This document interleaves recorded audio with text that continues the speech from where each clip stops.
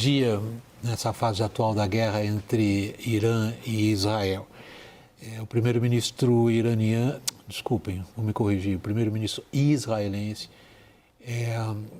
mais do que insinuou, ele disse que se desaparecesse o líder iraniano, a guerra poderia terminar. Mais significativo, talvez, é a pressão que ele está colocando nos Estados Unidos para participar com Israel de ataques a instalações nucleares iranianas, ataques esses que, no momento, só os americanos têm condições de realizar. Confira.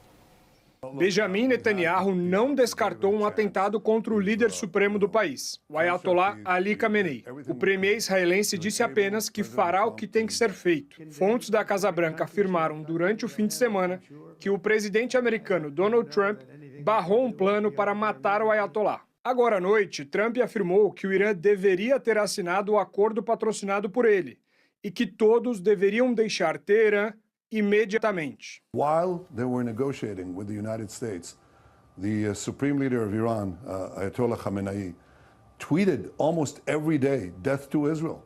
The talks were merely a facade. Desde a semana passada, Israel tem atacado importantes instalações nucleares e matou comandantes e cientistas nucleares no Irã. As 15 mil centrífugas da principal fábrica de enriquecimento de urânio do Irã estão provavelmente danificadas, disseram nesta segunda-feira os técnicos da Agência Internacional de Energia Atômica da ONU. Apenas uma das 3 grandes estruturas nucleares iranianas segue intacta. As centrífugas de Fordow estão instaladas dentro de uma montanha e os bombardeios israelenses não conseguem causar dano significativo aos equipamentos. Israel bombardeou hoje a televisão estatal do Irã e interrompeu a transmissão da emissora, afirmando que o prédio era usado como centro de comunicações dos militares.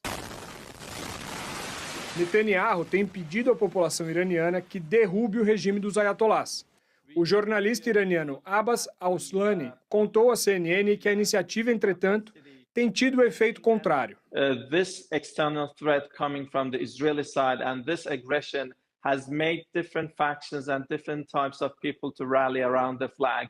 And I was talking to even some people who are critical of the establishment and the government.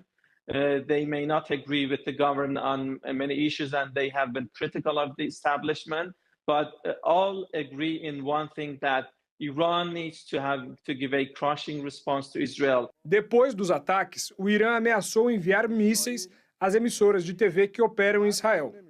O presidente iraniano, Massoud Pezeshkian, disse que não quer escalar o conflito, mas que responderá proporcionalmente aos ataques. Já a chancelaria iraniana afirmou que o parlamento deve votar em breve uma lei para abandonar o acordo de não proliferação de armas nucleares. O tratado permite o desenvolvimento de uma estrutura nuclear para abastecer usinas elétricas, mas exige como contrapartida o monitoramento internacional constante da indústria atômica. Antes dos ataques, a agência da ONU responsável pela fiscalização afirmou que o Irã falhou em provar o uso exclusivamente civil da estrutura nuclear do país. Hussein, parece incontestável que os israelenses estabeleceram o que se chama superioridade aérea nos céus do Irã. Isso é um fator militar de enorme relevância. Perdendo vendas por falta de estoque, atrasos ou erros nos pedidos da sua loja de moda? Descubra o caminho para simplificar tudo com o Bling.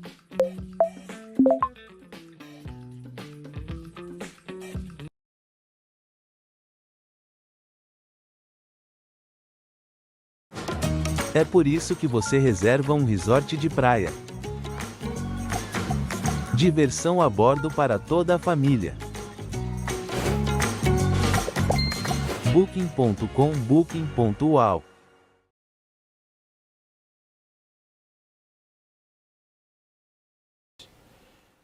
Parece incontestável também que as instalações significativas são aquelas que abrigam as ultracentrífugas a uma grande profundidade.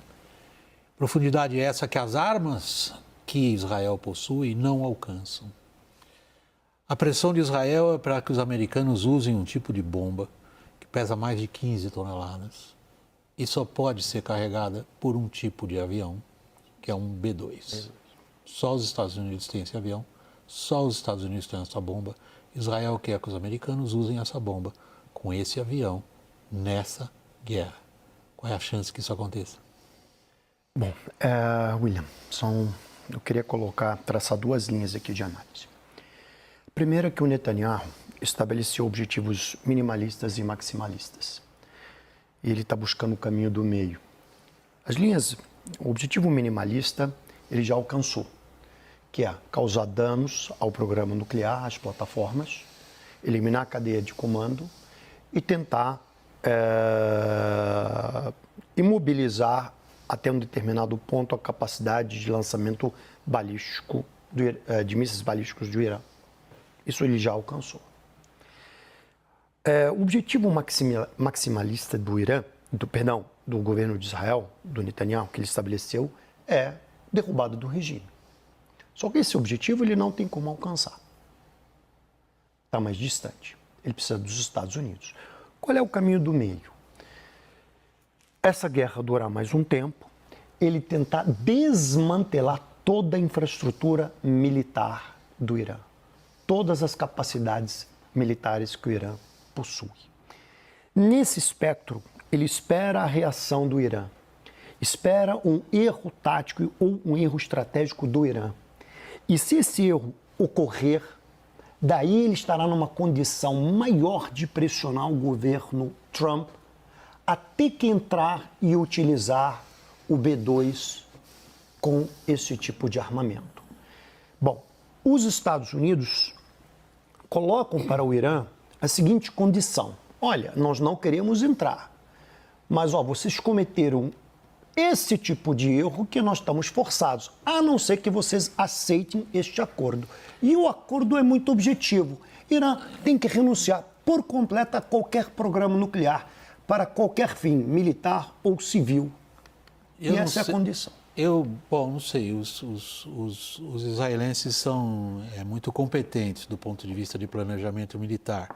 Significa traçar estratégias. Provavelmente são bons leitores de história. Aliás, é um país que vive de memórias históricas. E não há nenhum relato, até aqui, de um país que, bombardeado, se virou contra o próprio regime. Desde que o ser humano inventou o bombardeio estratégico, e isso já vem da Primeira Guerra Mundial, nós vimos os ingleses sendo bombardeados, alemães sendo bombardeados, ucranianos sendo bombardeados, todo mundo que você quiser sendo bombardeado. Nunca um regime foi derrotado nesse sentido, de troca de regime por força de bombardeios, ainda mais a essa distância. Não sei se os israelenses planejaram isso. Porém, qual é o objetivo estratégico de tudo isso? Se as principais instalações do inimigo, no caso as ultracentrífugas em Fordow, depois de tudo isso, continuam lá. Pois o dilema é o seguinte, é que Israel só consegue causar danos superficiais às instalações nucleares. Isfahan e Natanz tem bastante coisa superficial, bastantes ativos superficiais.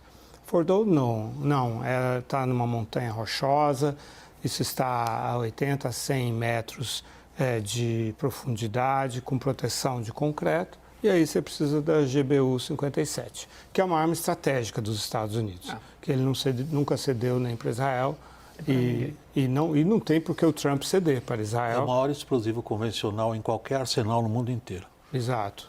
E o B-2 também, Spring, que é esse bombardeiro único que é capaz de jogar essa bomba e continuar estável no ar, né?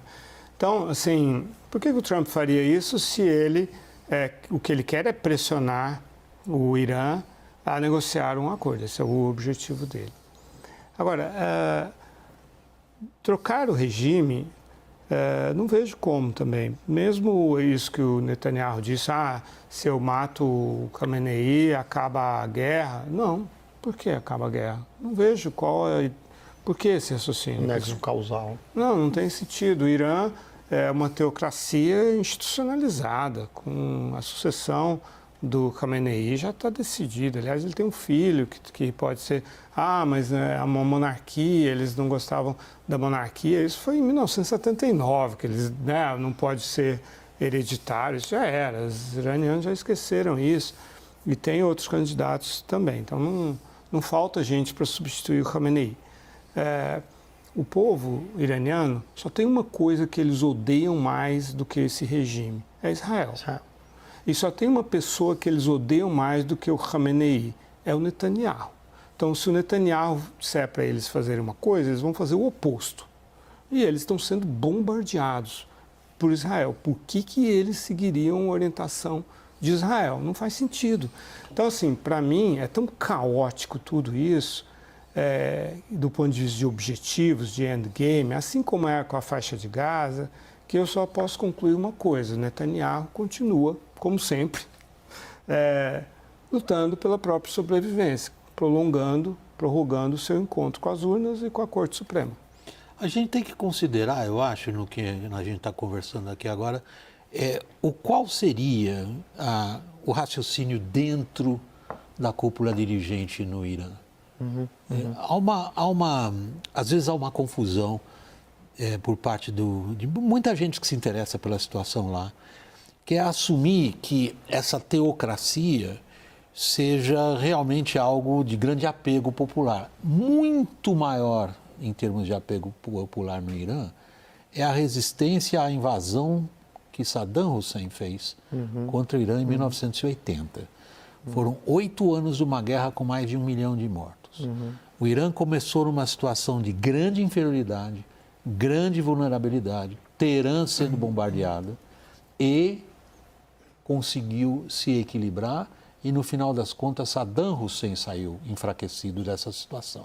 Então, na psicologia do regime, essa é a história, né? É o conto da formação, de como que eles se veem como heróis quando são sempre por baixo e acabam se colocando no final como vitoriosos, simplesmente porque foram capazes de resistir ao inimigo. Agora, a situação deles é muito difícil. Não tem defesa antiaérea, não tem capacidade de retaliação, não tem nenhuma das potências, como por exemplo a Rússia, dizendo: espera aí que eu vou te ajudar. O que eles vão fazer?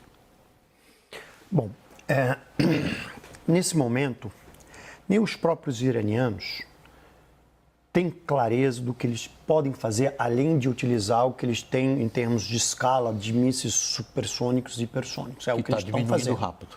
É o que eles têm hoje na mão, né? Então, esse é o único instrumento. Você mencionou muito bem, Israel tem um domínio aéreo incontestável, seja ofensivo e seja defensivo, quer dizer, né? Então, essa é a única possibilidade que o Irã tem hoje à sua disposição. Todo o sistema de defesa antiaéreo iraniano foi moído pela Força Aérea Israelense, né? Agora, olhando objetivamente para a questão interna iraniana, como é que eles se percebem diante dessa situação? O Irã não é um país monolítico. Dentro do regime você tem diversas correntes, diversas fendas, e muitas delas são antagônicas entre si.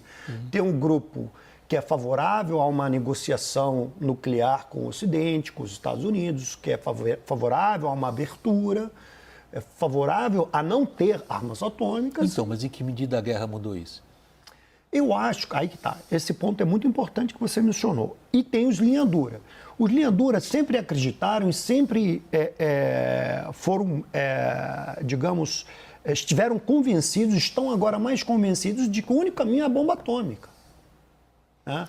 E sempre apostaram na seguinte tese, que a negociação com o Ocidente ou com os Estados Unidos não tem garantia de que o Irã não será bombardeado. E qualquer acordo, ele não será respeitado e será quebrado. Essa foi sempre a tese da linha dura. Então, nesse caso, o que aconteceu? Os moderados perderam 2 vezes. Esse é o ponto-chave, esse é o turning point. Porque os moderados negociaram com o governo Obama por 4 anos, assinaram o acordo. O acordo foi rompido. Os moderados, de novo, sentaram à mesa com Trump, foram 5 rodadas de negociação e o Irã está sendo bombardeado. Mas eu insisto no seguinte ponto. Essa corrente que você chamou de linha dura, até aqui detinha, ou detém ainda, em boa medida detém, o monopólio da violência. Lógico. Para dentro e para fora. Lógico. E era o monopólio da violência calcado em mísseis balísticos de longo alcance, e calcado, sobretudo, na capacidade de mobilizar aliados. Nada disso existe hoje. qual é a força, se é que a gente consegue entrar nessa situação, Lorival, que a linha dura tem hoje, de ela estabelecer qual é a resposta. O aparato de repressão do regime está intacto, né? Internamente. O corpo da Guarda Revolucionária Islâmica e os Bassidis, que são 600 mil agentes de controle da população, não foram atingidos por Israel.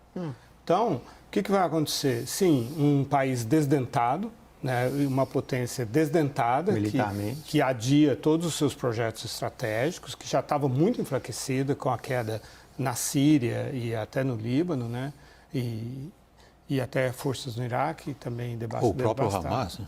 O Hamas, tudo isso. Então, um tigre sem caninos, porém, continua sendo um tigre.